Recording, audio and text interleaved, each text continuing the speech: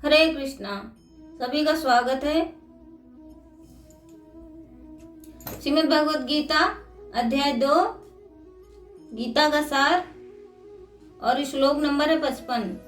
तो इसमें बहुत सुंदर उत्तर भगवान देंगे, तो इसको हम ध्यान से सुनेंगे और इसको अपने जीवन में भी कुछ उतारेंगे।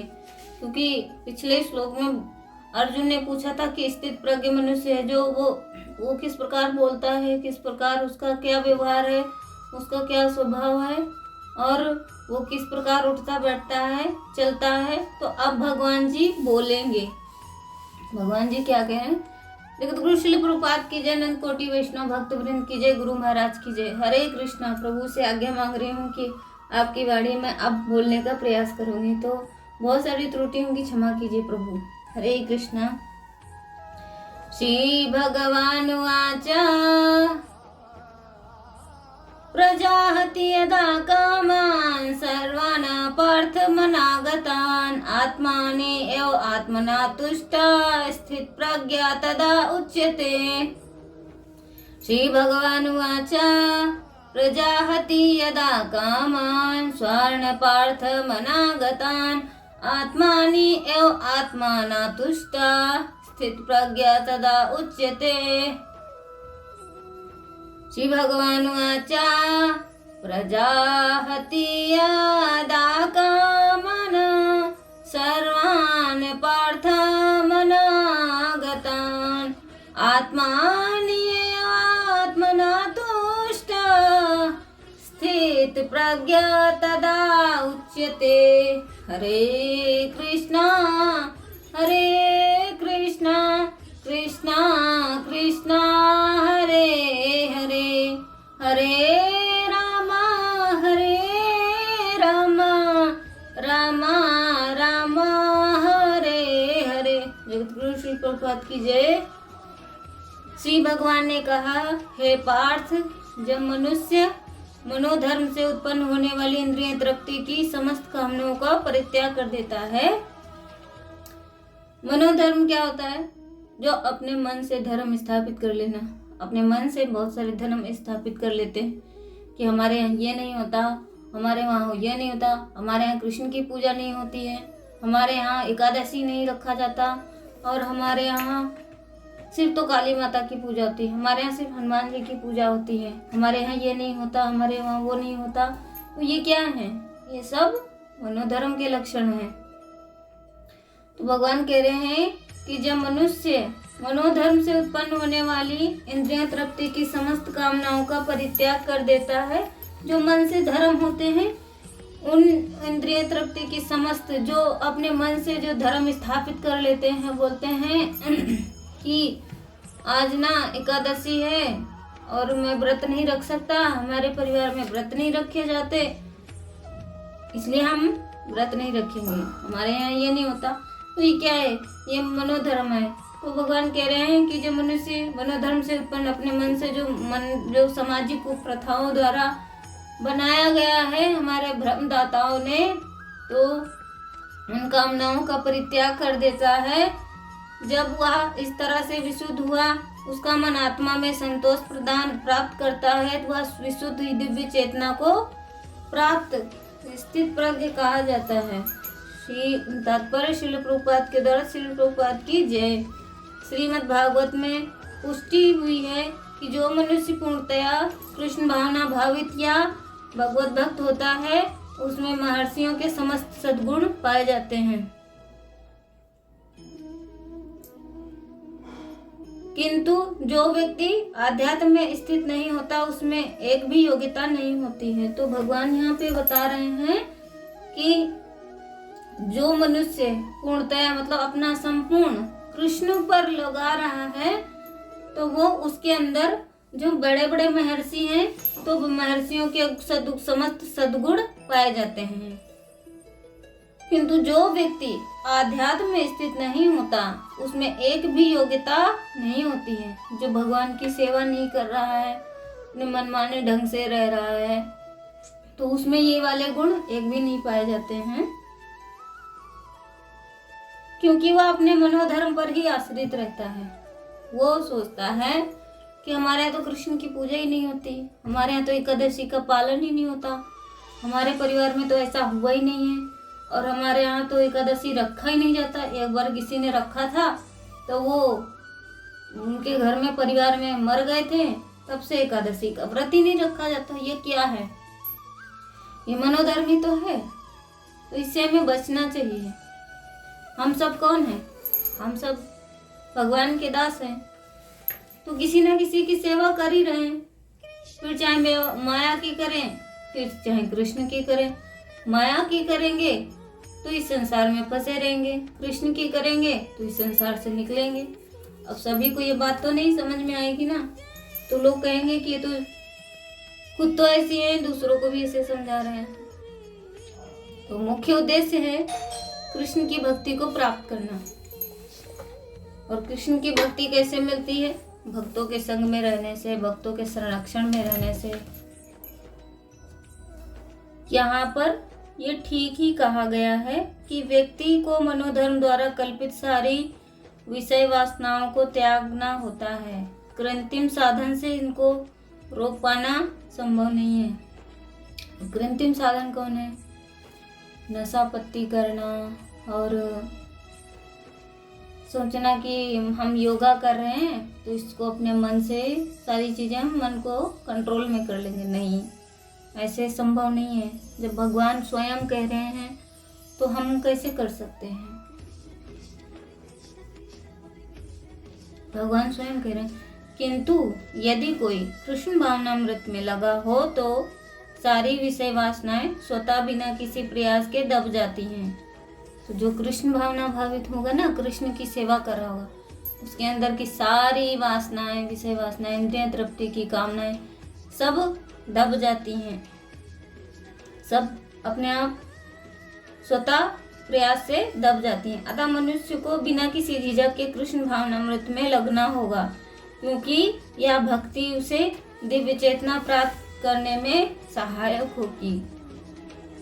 अत्यधिक उन्नत जीवात्मा महात्मा अपने आप को परमेश्वर का शाश्वत दास मानकर आत्मतुष्ट रहता है। ऐसे आध्यात्मिक पुरुष के पास भौतिकता से उत्पन्न एक भी विषय वासना फटक नहीं सकती। वह अपने को निरंतर भगवान का सेवक मानते हुए सहज रूप से सदैव प्रसन्न रहता है। क्या कहते हैं? हरे कृष्णा कृष्णा कृष्णा हरे हरे, हरे रामा राम राम हरे हरे। प्रजाहति यथा कामान सर्वान पार्थ मनोगतान। इन पदों का तात्पर्य यह हुआ कि कामना ना तो स्वयं में है और ना मन में ही है। कामना तो आने जाने वाली है और स्वयं निरंतर रहने वाली है। अतः स्वयं में कामना कैसी हो सकती है? मन एक कारण है और उसमें भी कामना निरंतर रहती है, प्रत्युत उसमें आती है। मनोगतान, अतः मन में भी कामना कैसे हो सकती है? परंतु शरीर, इंद्रियां, मन, बुद्धि से तादात्म्य होने के कारण मनुष्य मन में आने वाली कामनाओं को अपने मन में मान लेता है। जहाति क्रिया के साथ प्रा उपसर्ग देने का तात्पर्य है कि साधक को कामनाओं को सर्वथा त्याग कर देता है। किसी भी कामना का कोई अंश किंचित मात्र भी नहीं रहता। अपने स्वरूप का कभी त्याग नहीं होता और जिससे अपना कुछ भी संबंध नहीं है उसका भी त्याग नहीं होता। त्याग उसी का होता है जो अपना नहीं है पर उसको अपना मान लिया। ऐसे ही कामना अपने में नहीं है पर आपको अपने मन में मान लिया। इस मान्यता का त्याग करने को ही यहाँ प्रजाहति पद से कहा गया है। कामान शब्द से बहुवचन में सर्वनाम बद देने का। आत्मयोमान आत्मना तुष्टा, जिस काल में संपूर्ण कामनाओं का त्याग कर देता है अपने आप से अपने आप में ही संतुष्ट रहता है। जब मनुष्य अपनी कामनाओं को जिस काल में अर्थात जिस समय में वो त्याग देता है, वो अपने आप से, अपने आप में वो सदैव संतुष्ट रहता है, वो खुश रहता है, उसके अंदर कोई कामना ही नहीं, सब कामनाओं का त्याग कर दिया। जब पता चल जाए कि संसार मिथ्या है, यहाँ पे दुख सुख नहीं है, जब संसार बनाने वाले ने स्वयं भगवान ने कहा दुखालयम शाश्वतम, तो हम कौन सा सुख ढूंढ रहे हैं? यहाँ पे कोई सुख नहीं है, हम सब अपना कर्तव्य निभाने के लिए आए हैं। कर्तव्य जब पूर्ण हो जाएगा तो चले जाएंगे, और अगर कर्तव्य ठीक से नहीं किया तो फिर भगवान इसी दुखालय में शाश्वतम में भेज देंगे, फिर पता नहीं कौन सी योनि में आना पड़े। तो इसलिए हमेशा जितना मिल रहा है, जितना है आपके पास, उतने में संतुष्ट रहिए, उतने में प्रसन्न रहिए।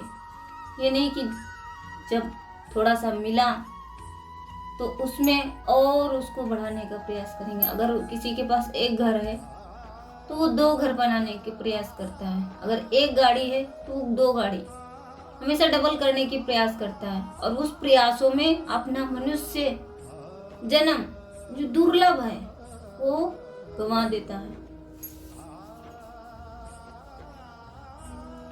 और यहाँ पे यही भगवान कह रहे हैं कि जब वो अपने आप में अपने आप से ही संतुष्ट रहता, आप अर्थात अपने आप में ही सहज स्वाभाविक संतोष होता है।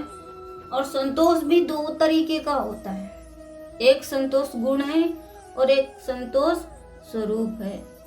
अंतःकरण में किसी प्रकार की कोई भी इच्छा ना हो, यह संतोष गुण है। यहाँ संतोष 2 प्रकार के हैं कि जब हमारे अंदर से ही संतोष रहेगा, मिली हुई वस्तुओं के प्रति संतोष रहेगा, जो अपनी है उसके प्रति संतोष, जो चली गई उसके भी प्रति संतोष, तो ये अंतःकरण का संतोष है। जैसे कि कोई रिश्ता बना, ठीक है, नहीं चला और वो खत्म हो गया, या कोई जॉब मिली, चली थोड़े दिन और वो फिर छूट गई, या कोई बच्चा हुआ, तो यही संतोष रखते हैं कि ठीक है, हमारे जीवन में नहीं था, उसकी आयु भी इतनी ही थी, या हमारे लिए ये जॉब इतने टाइम के लिए थी, ये संबंध भी हमारे जीवन में इतने ही समय का था, तो वो अंतःकरण से संतोष होता है। अंतःकरण की किसी प्रकार की कोई भी इच्छा ना हो, यह संतोष का गुण है। और स्वयं में असंतोष का अत्यंत भाव, अत्यंतता भाव, यह संतोष स्वरूप है। यह स्वरूप भूत संतोष सतह सर्वदा रहता है, इसके लिए कोई भी अभ्यास या विचार नहीं करना पड़ता। स्वरूप भूत संतोष में प्रज्ञा बुद्धि स्वतः स्थिर रहती है। स्थित प्रत्यय तदाच्यते, स्वयं जब बहुशाखाओं वाली अनंत कामनाओं को अपने में मानता था, उस समय भी वह वास्तव में कामनाएं अपने में ही नहीं थी, स्वयं स्थित प्रज्ञ ही था, परंतु उस समय अपने में कामनाएं मन के कारण स्थित बुद्धि न होने से वह स्थित प्रज्ञ नहीं कहा जा सकता, अर्थात उसको अपनी स्थित प्रज्ञता का अनुभव नहीं होता था। अब उसने अपने मन में संपूर्ण कामनाओं का त्याग कर दिया है, अर्थात उनकी मान्यताओं को हटा दिया है, तब वह स्थित प्रज्ञ कहा जाता है, अर्थात उसको अपनी स्थित प्रज्ञ का अनुभव हो जाता है। साधक तो बुद्धि को स्थिर बनाता है, परंतु कामनाओं का सर्वथा त्याग होने पर बुद्धि को स्थिर बनाना नहीं पड़ता। जो एक साधक होता है वो अपनी बुद्धि को स्थिर बनाता है, और उस बुद्धि को स्थिर बनाने में उसको बहुत प्रयास करने पड़ते हैं, बहुत प्रयास करने पड़ते हैं, कई साल तक उसको तप करने पड़ते हैं। पर जब अपने अंदर से इच्छाओं का त्याग कर देंगे ना, फिर स्थिर प्रज्ञ अपने आप हो जाएंगे, उसको अपनी स्थित प्रज्ञ का अनुभव हो जाता है। साधक तो बुद्धि को स्थिर बनाता है, परंतु कामनाओं का सर्वथा त्याग कर देता है, तो स्वभाव स्थिर हो जाती है। कर्म योग से साधक को कर्मों से ज्यादा संबंध रहता है, उसके लिए योग में आरूढ़ होने की भी कारण है। इसीलिए कर्मयोग की कर्मों के साथ संबंध साधक अवस्था भी रहती है। सिद्धावस्था में कर्मयोगी के द्वारा मर्यादा के अनुसार कर्म होते रहते हैं जो दूसरों के लिए आदर्श होते हैं। इसी बात को भगवान ने चौथे अध्याय में कहा है, कर्मयोगी कर्म करते हुए निर्लिप्त रहता है, निर्लिप्त रहते हुए भी कर्म करता है। कर्मण्य या पश्य कर्मणि च कर्म या। भगवान ने इस श्लोक में बुद्धि की दो बातें कही। संसार से हटने से तो बुद्धि निश्चल हो और परमात्मा में लगने से बुद्धि अचल हो। अर्थात निश्चल कहकर संसार का त्याग बताए और अचल कहकर परमात्मा में स्थिति बताई। उन्होंने दो बातों को लेकर यदा और तदा पद से कहा। जब साधक कामनाओं में से सर्वथा रहित हो जाता है और अपने स्वरूप में संतुष्ट रहता है, वह स्थित प्रज्ञ कहलाता है। तब जब साधक अपने आप में भी संतुष्ट रहता है, अपने स्वरूप से संतुष्ट रहता है, प्रत्येक वस्तुओं से संतुष्ट रहता है, तो स्थित प्रज्ञ कहलाता है। और जब कामनाओं का सर्वथा अभाव हो जाता है, तब वह सिद्ध कहलाता है। इन्हीं दो बातों का वर्णन भगवान ने इस अध्यात्म की समाप्ति तक किया। जैसे यहाँ प्रजाहित सदा कर्मासनवान पदों से संसार का त्याग बताया और फिर आत्मना तुष्टा पदों में परमात्मा की स्थिति बताई। संसार का त्याग और स्थिति मुनि पद से परमात्मा में स्थिति बताई। तस्य प्रज्ञा प्रतिष्ठिता परमात्मा में स्थिति बताई।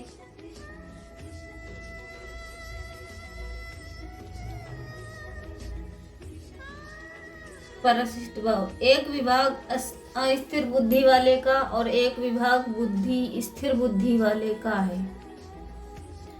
दो तरीके के विभाग हैं, एक जिसकी बुद्धि एक चीज पर स्थिर है और दूसरा जिसकी बुद्धि अनेक चीजों पर स्थिर है। तो यहाँ पर यही बता रहे हैं भगवान। स्थिर बुद्धि वाले की बात, जिस समय साधक सांसारिक रुचि का त्याग करके अपने स्वरूप में स्थित रहता है, उस समय वह स्थिर बुद्धि कहा जाता है।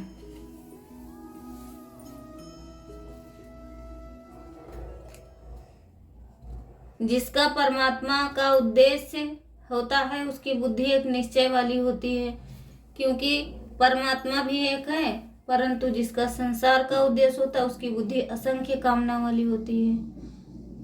अब यहाँ पर दो तरीके की बातें हैं। एक वो जिसका मन परमात्मा में लगता है तो उसकी बुद्धि एक शाखा वाली होती है, और जिसका मन सांसारिक चीजों में लगता है उसकी बुद्धि ना अनेक शाखा वाली होती है। जैसे एक पेड़ है, पेड़ में एक टहनी है, टहनी में बहुत सारी शाखाएं हैं। तो जब बहुत सारी शाखाएं हैं तो वो जो संसार से निर्लिप्त रहता है उसके लिए बोला गया है कि जो संसार वाले हैं,